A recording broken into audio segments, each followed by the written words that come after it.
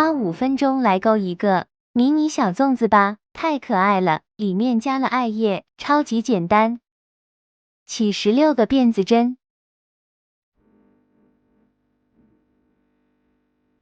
倒数第2针开始勾短针，勾15个短针。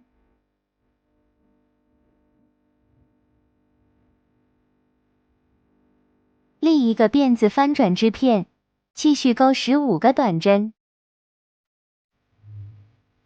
一共钩织7排。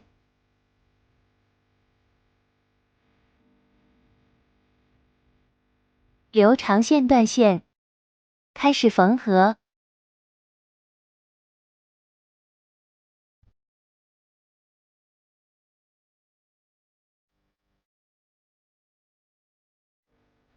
加上艾叶，